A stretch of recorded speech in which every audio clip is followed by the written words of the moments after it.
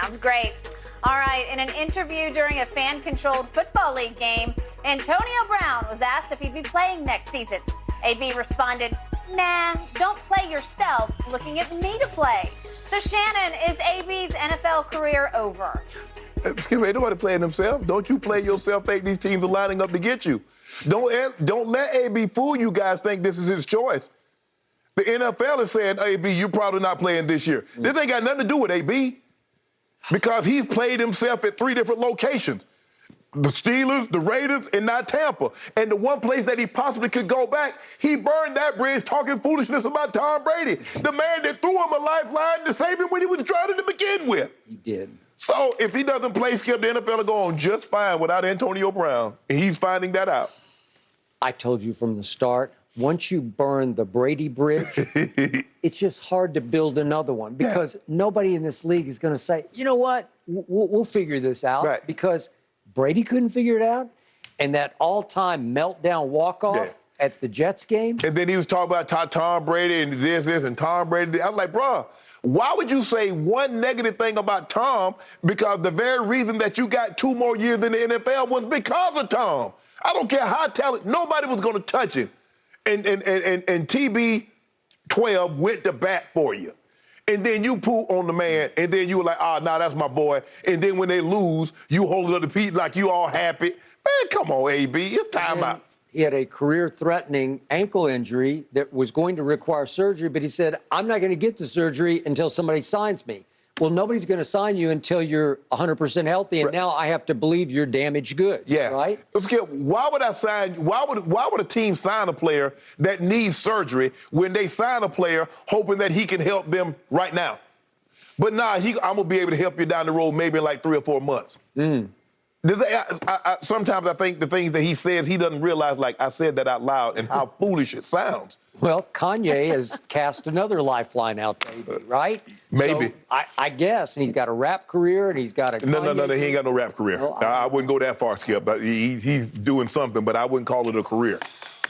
Well, good luck to him. I think his NFL days are over. Guys. You're probably right, Skip. You're probably right. I think that's safe to say, probably. All right, happy Memorial Day, everybody. Again, thank you. So far, Skip's Free Baker hashtag is not working. Baker Mayfield remains a Cleveland Brown. Reportedly, the team not planning to release the quarterback. Shannon, what do you think? Do you agree the Browns won't cut Baker? I do not agree. Skip, eventually they're going to have to cut him. And the question is, Skip, would you rather pay $13 million for something, or would you rather pay $18.9 million for something? Because that's it.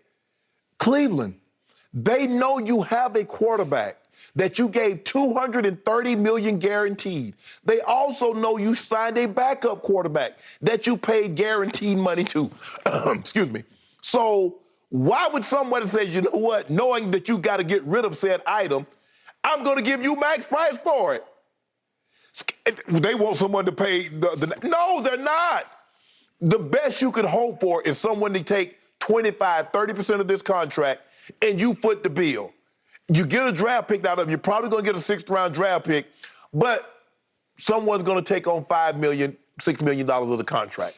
That's the best you can hope for, Cleveland. No one's going to give you what the Commanders got or what Atlanta got for Matt Ryan. Skip, that's not going to happen because those other teams needed quarterback.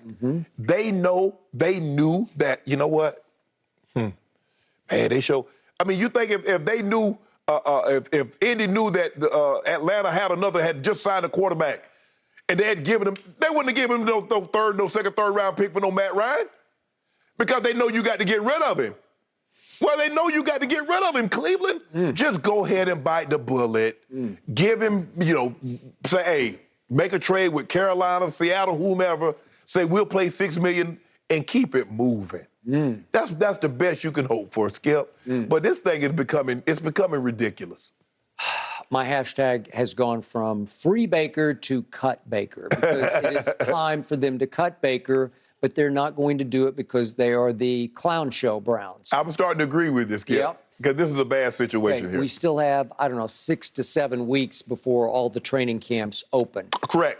we still have a thing called the salary cap in place in the National Football League. So this has become, as I've said from the start, the biggest game of off-season chicken in the history of this league is the rest of the league pushing the clown show to cut him.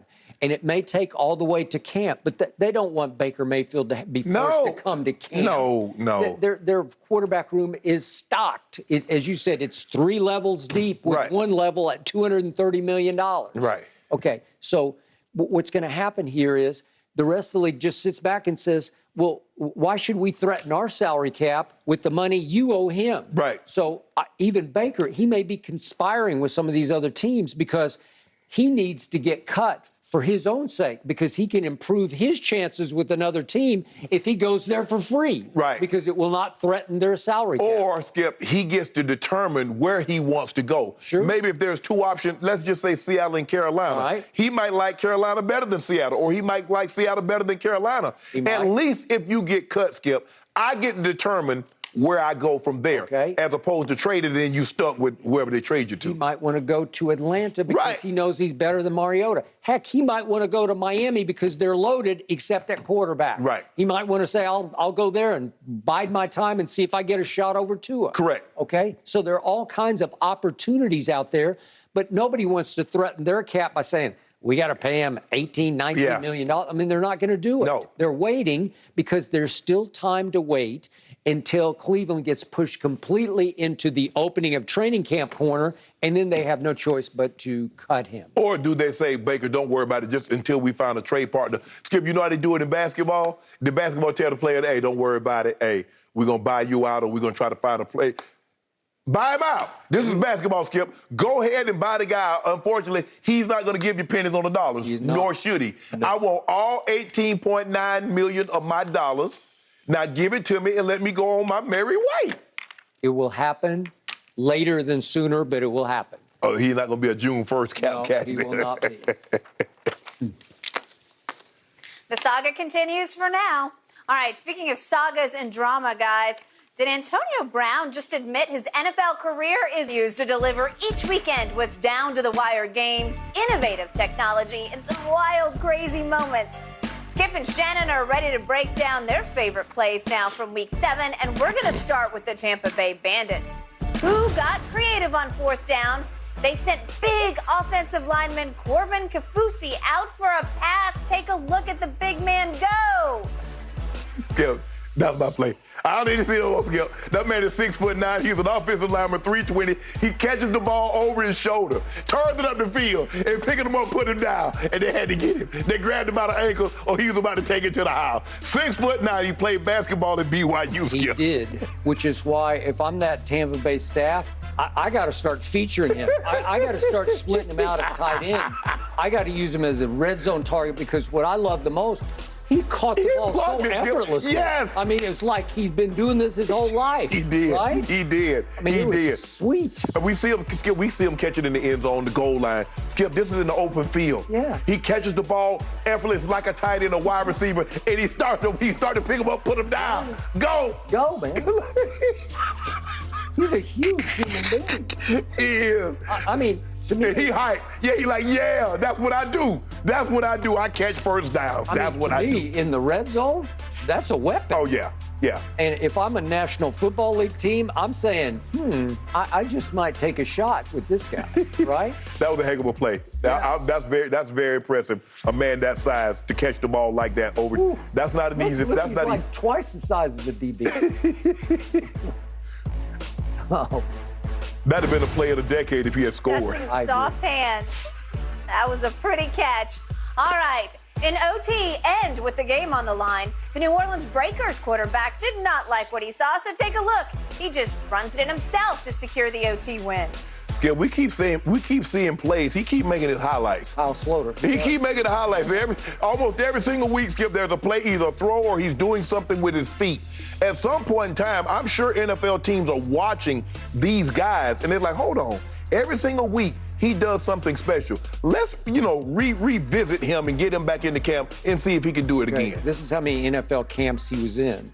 Denver, Minnesota, Arizona, Detroit, Chicago, Las Vegas. Yeah. So he has bounced, but he opened eyes in all those places. Right.